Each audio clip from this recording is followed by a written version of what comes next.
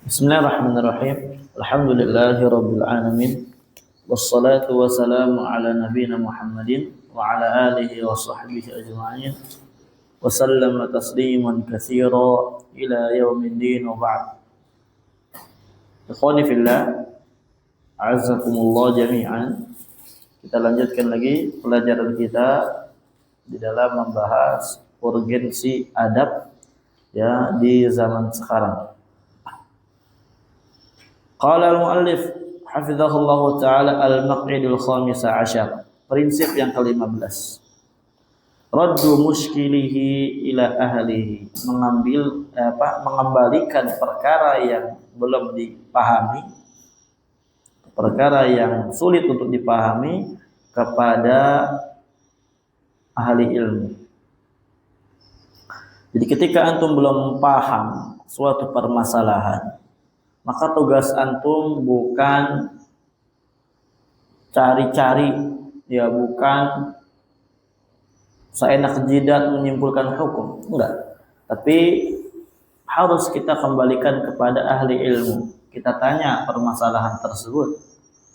Karena agama ini amanah dari Allah Azza wa Jalla. Enggak sembarangan orang bisa ngomong, enggak sembarangan orang bisa spekulasi seenak jidat mereka. Thumma qala fal mu'azzim lil ilmi yu'awwilu ala dahaqanati wal jahabadati min ahlihi lihilli muskilatihi. Maka seorang yang dikatakan dia mengagungkan ilmu agama, yang dia orang yang betul-betul mengagungkan ilmu di dalam hatinya secara hakiki, dia akan menyerahkan pembahasan ilmu yang pelik, pembahasan ilmu yang sulit, masalah-masalah yang belum dipahami itu kepada orang yang paham, kepada ahlinya. Supaya apa? Supaya hilang muskilah-muskilah yang ada di otaknya. Supaya apa? Hilang permasalahan tersebut sehingga menjadi terang. Wala yu'arridu nafsah lima la tutiq, dan dia tidak akan memaksakan dirinya untuk melakukan perkara yang tidak disanggupkan. Ya kalau kita baru belajar ilmu, kita baru tahu ini, baru tahu itu, jangan kita pernah spekulasi. Haram, ya. Itu perkara yang haram. Allah berfirman, "Wala taqfu ma laisa laka bihi ilmun." Janganlah kalian bersikap mengambil prinsip yang kalian tuh tidak ada ilmu di dalamnya. Inna sam'a wal basar wal fuad qul ulaika kana anhu mas'ula. Sesungguhnya pendengaran, penglihatan dan hati akan ditanya oleh Allah Azza wa Jalla. Jadi kita harus punya ilmu di dalam bersikap. Dan di dalam menilai suatu permasalahan juga harus punya ilmu. Dan ketika kita mau mempelajari ilmu dari seorang fulan, orang yang lainnya, kita juga harus tanya. Karena itu termasuk permasalahan yang diketahui oleh ahli ilmu. Tentang ulama, bagaimana dia, bagaimana keadaannya. Jangan kita spekulasi sendiri, tidak boleh. Kita ngarang-ngarang sendiri tidak bisa. Apalagi kita baru belajar, ya. Oh dia tuh ilmunya, masya Allah loh. Tahu dari mana? Kita baru belajar, tiba-tiba kita tazkiyah orang, kita rekomendasikan orang. Tidak ada rekomendasi seorang yang baru belajar ilmu diterima, enggak ada. Ini Ustadz Fulan ini, masya Allah, retorikanya kayak gini. Ustadz Fulan ini kayak gini. Dia tuh LC loh dari sini. Ilmunya banyak. Dari mana kita tahu? Banyak nggak orang yang gelarnya LC, tapi ilmunya nggak ada? Ada, banyak. Perkara tauhid nggak paham, banyak, lebih banyak lagi. Jadi kita harus kembalikan kepada ahli ilmu yang betulan, kepada ulama, baru kita simpulkan. Makanya dikatakan oleh para ulama, la ya'rifu qadral alim illa alim, atau la ya'riful fadl illa ahlul fadl. Tidak ada yang mengetahui ahli ilmu kecuali dia adalah ahli ilmu juga. Dan tidak ada yang mengetahui keutamaan suatu perkara kecuali dia adalah orang yang memiliki keutamaan. Jadi jangan, dia tuh Masya Allah udah lama di Mesir 6 tahun, ilmunya aja. Tahu dari mana? Jadi itu ikhwanifillah. Kita harus sadar diri. Harus apa? Sadar diri. Khaufan minal qaul 'ala Allah bila ilmin wal iftira' 'ala din. Dia takut berbicara atas nama Allah tanpa didasari ilmu, dan takut apa? Dia berdusta atas agama. Padahal dia nggak tahu. Ini perkara kayak gini, kawan. Banyak sekarang penuntut ilmu yang baru belajar di pesantren 2 tahun, 3 tahun, 4 tahun. Mereka memberanikan diri untuk bicara. Udah bisa. Makanya dikatakan sebagian ulama berkata, rahimallahu mri'in ya'rifu qadra nafsih. Semoga Allah merahmati seorang yang dia sadar akan kedudukannya, yang dia sadar diri tentang kapasitas dia di mana. Dia tidak sembarangan ngomong, dia selalu belajar ilmu, dia tidak mau stop dalam belajar ilmu karena tahu. Dia tidak berani berfatwa karena paham. Fahuwa yakhafu sakhtatar rahman qabla an yakhafu sawta sultan. Mereka takut murkanya Allah Azza wa Jalla sebelum mereka takut murkanya atau cambukannya raja, cambukannya ulama, pemimpin. Maksudnya apa? Ada sebagian ulama yang dia itu dimanfaatkan oleh pemimpin. Ketika pemimpin menginginkan fatwa A, si ulama itu ngikutin dan mencari-cari dalil dan mencari-cari permasalahan yang ada, atau dia asal ngomong daripada ilmu yang ada. Dia nggak takut sama Allah, tapi takut sama sultan. Tetapi kalau orang yang mengagungkan ilmu secara hakiki, dia takutnya sama Allah. Dia takut Allah Azza wa Jalla murka sama dia karena bicara atas nama Allah, bicara atas agama ini tanpa dasar ilmu. Fa innal ulama bi ilmi takallamu. Sesungguhnya ulama yang betulan ulama, dia akan berbicara dengan ilmu agama. Bukan dengan katanya dan katanya.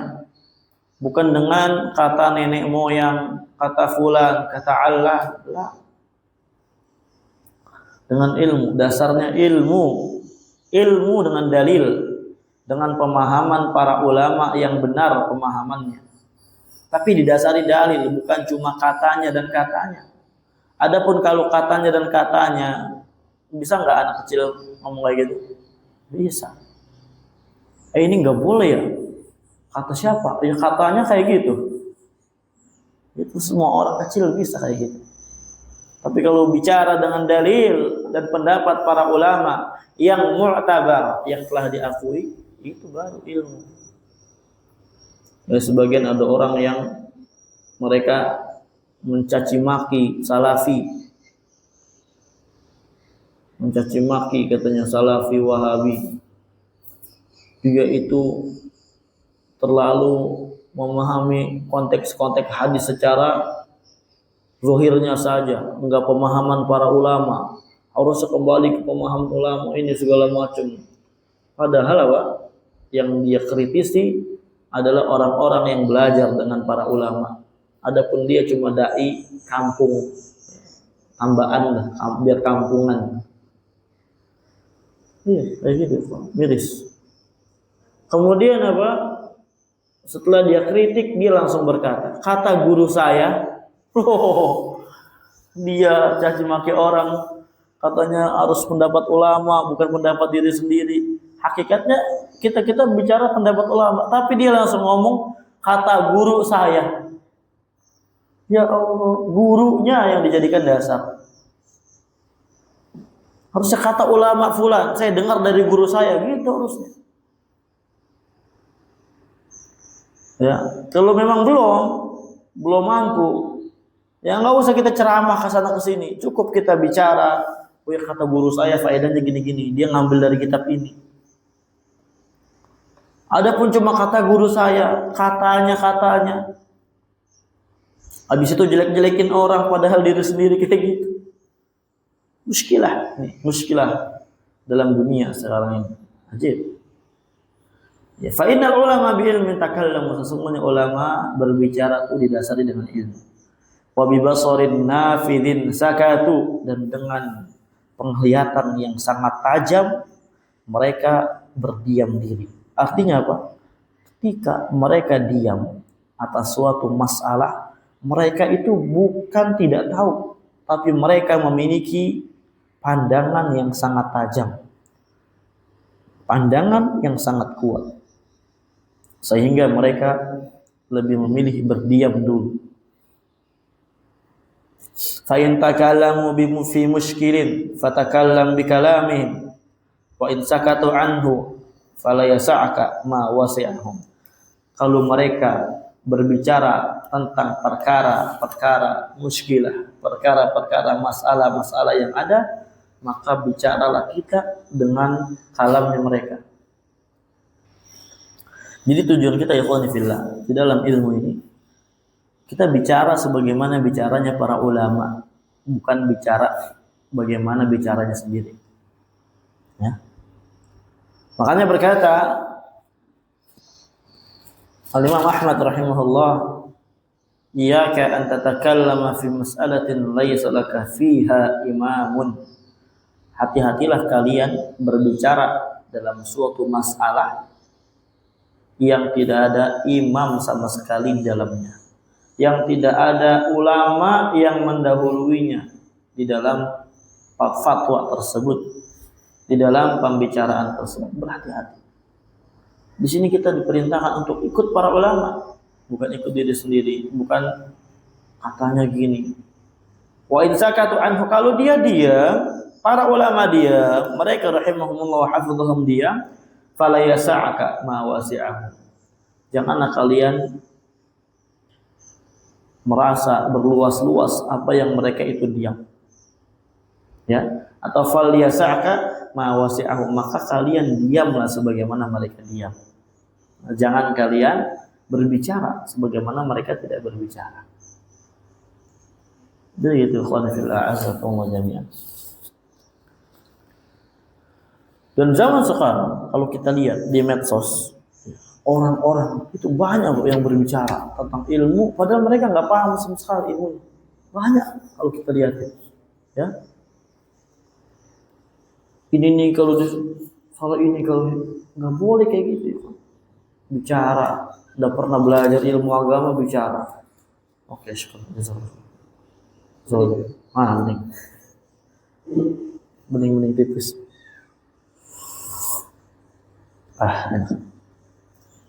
Nggak boleh bicara. Di zaman sekarang kayak gitu, Pak. Orang pada berani bicara tentang apa? Agama. Yang anehnya apa? Mereka bukan ahlinya. Tapi soal agama, walaupun bukan ahlinya, mereka berani bicara. Itu yang sangat miris. Spekulasi masing-masing orang terhadap suatu permasalahan. Ini yang sangat miris di zaman sekarang. Padahal bukan ahlinya, tidak pernah belajar sama sekali, bahkan bicara mereka. Ini nggak boleh kayak gitu. Tapi giliran perkara-perkara dunia, nggak berani mereka bicara yang bukan ahlinya. Contohnya apa? Masalah dokter, perkara obat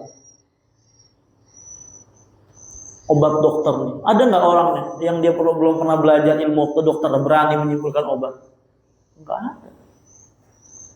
Umpamanya dia sakit apa nih, dia simpulkan, oh saya sakit ini nih, oh ini obatnya ini. Nggak ada yang berani.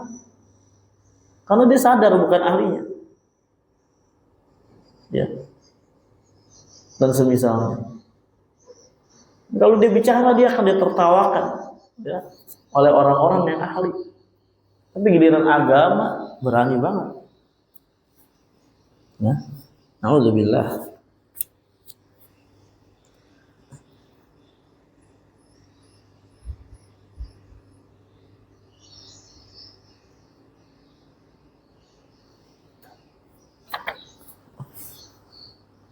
Wa min asyaqqil muskilati al-fitanul waqi'ah wa nawazilul hadithah allati tatakatharu ma'amtidadiz zaman. Dan di antara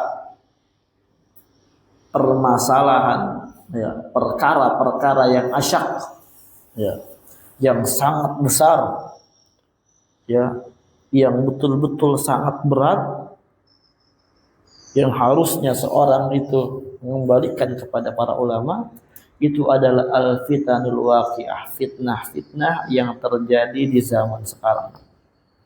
Wa nawazilul hadithah, dan perkara-perkara kontemporer yang terjadi di zaman ini. Allati tatakatsaru ma'amtidadiz zaman, yang dia fitnah tersebut, perkara tersebut akan terus bertambah beriring berkembangnya zaman. Banyak sekali fitnah di zaman sekarang ini.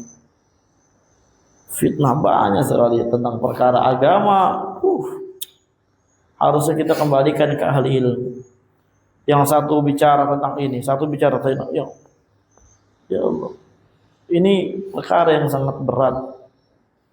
Dia bagaimana bicara tentang Hamas, bicara tentang ya Houthi. Ini semua fitnah yang ada di zaman ini. Kembalikan kepada ahli ilmu, kembalikan kepada para ulama yang lebih paham tentang perkara ini. Jangan kita cari-cari sendiri. Nah, ini fitnah. Dan yang tahu fitnah itu hanya orang alim ketika fitnah itu melanda. Adapun orang awam, mereka akan tahu bahwasanya itu adalah fitnah ketika telah selesai perkaranya.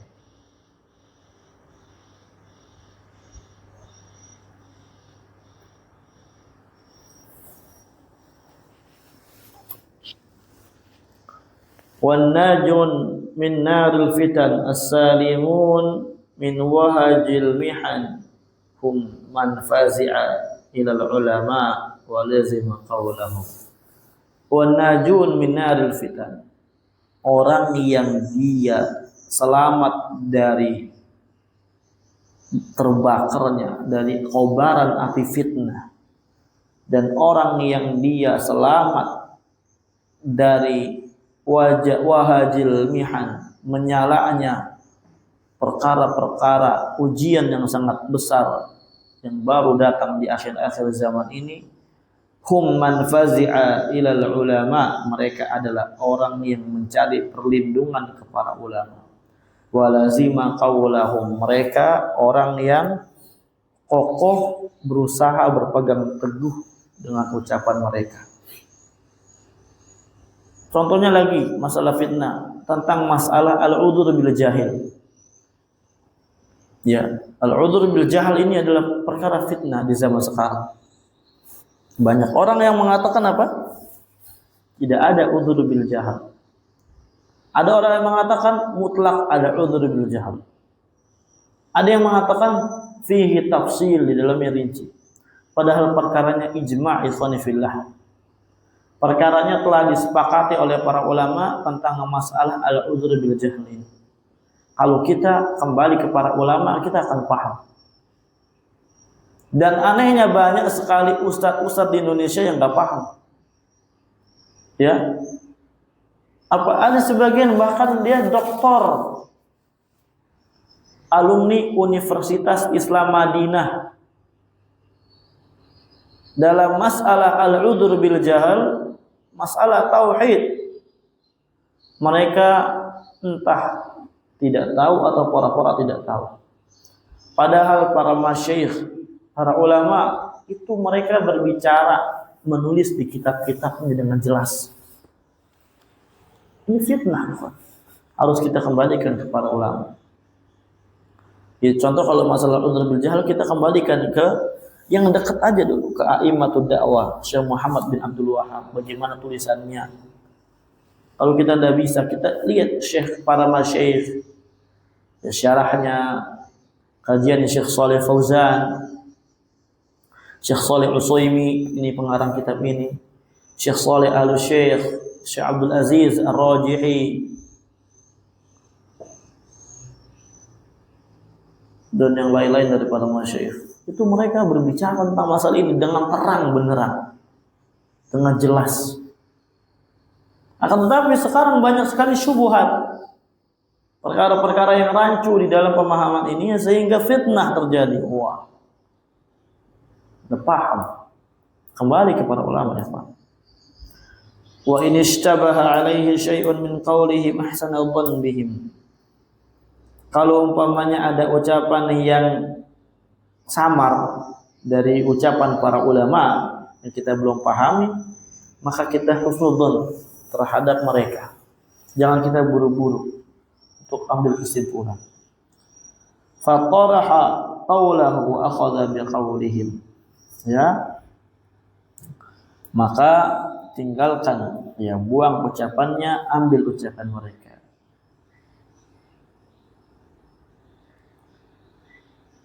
Fatajribah wal khibra hum kanu ahqqa biha wa ahlaha. Dan pengalaman kemudian juga pengetahuan, mereka para ulama adalah orang yang paling berhak dan orang yang paling ahli di dalamnya. Jadi kalau kita katakan ilmu itu juga adalah perkara yang membutuhkan pengalaman, membutuhkan perkara-perkara pengetahuan yang dalam. Dan yang lebih pengalaman siapa? Para ulama, ahli ilmu. Kalau umpamanya ada masalah-masalah besar, para ustadz berselisih, kembali ke para ulama. Selesai perkaranya insyaallah. Jangan kita bingung. Ya, tapi ulamanya juga harus kita teliti. Jangan semua kita ambil ilmunya, karena ada sebagian ulama, ya, yang dia juga menyimpang, yang dia ditahdir sama para ulama yang lainnya, ulama yang terpercaya, ulama yang lebih siqah keilmuannya. Seperti ada beberapa ulama yang ditahdir sama Al-Lajnah Ad-Daimah. Al-Lajnah Ad-Daimah ini adalah Dewan Fatwa di Saudi. Kalau kita di sini MUI mungkin ya. Di sana banyak hay'ah kibar ulama. Puluhan. Ya, puluhan kibar ulama di situ. Para masyayikh besar semua di situ. Berarti kalau sudah mentahdir satu masyayikh, tentang muskilahnya harus kita jauhi, karena mereka lebih tahu. Tapi dia itu ilmunya masya Allah bagus ini, ya itulah fitnah di situ. Hati-hati. Ada juga ustadz yang menjadikan rujukannya di Indonesia, itulah fitnah di situ. Hati-hati. Ya. Nah, ini kan perkara detail, teliti, harus kita betul-betul kaji. Jangan sampai kita sembarangan. Wa in ikhtalafat aqwaluhum lazima qawla jumhurihim wa sawadihim isaran li salama fa salama la ya'diluha syai'un. Kalau ucapan mereka saling berselisih, maka kita peganglah ucapan yang jumhur, ucapan ulama yang lebih banyak. Isaran li salama, kita mengedepankan keselamatan, dan keselamatan itu apa? Tidak ada tandingannya sedikit. Maksudnya apa ya, Pak? Pokoknya kita ada guru, kita punya guru 2, 3, ternyata guru kita apa? Menyelisih para masyayikh, kibarul masyayikh terhadap masalah tertentu. Kita ambil kibarul masyayikh, kita tinggalkan guru kita. Bukan berarti kita tidak cinta dengan guru kita. Bukan. Tapi kita cinta kepada al-haq. Sebagaimana Al-Imam Az-Zahabi ketika Ibnu Qayyim ketika mendapatkan Syekhul Islam ada kekeliruan sedikit, kata Ibnu Qayyim apa? Sesungguhnya Syekhul Islam saya cinta kepadanya, tapi al-haq lebih saya cintai daripada beliau. Bukan berarti kita tahdir setelahnya, enggak. Dan akan tetapi ya perselisihan yang dimaksud di sini apa? perselisihan masalah akidah, hati-hati. Kalau perkara akidah sudah berselisih, usus dan usul dakwah salafiyah berselisih, kita lihat ulama yang jumhur yang terpercaya di situ. Kita ambil pendapat mereka. Nah, jangan kita nengok kepada pendapat ulama yang dia menyimpang dalam akidah, walaupun sebelumnya umpamanya dia guru kita. Itu ya Fana. Wa man ahsana qawla Ibni Asim fi Murtaqal Wusul, dan alangkah indahnya ucapannya Ibnu Asim dalam kitab Murtaqal Wusul. Wa wajibun fi mushkilatil fahmi tahsinun dhanna bi ahli ilmi, dan wajib bagi kita di dalam mendapatkan muskilah, permasalahan yang kita tidak pahami, harus kita pahami. Kita muskilah di dalam pemahaman agama, di dalam persoalan itu, maka yang wajib tahsinu dhann bi ahli ilmi, kita perbaiki pemahaman kita kepada para ulama.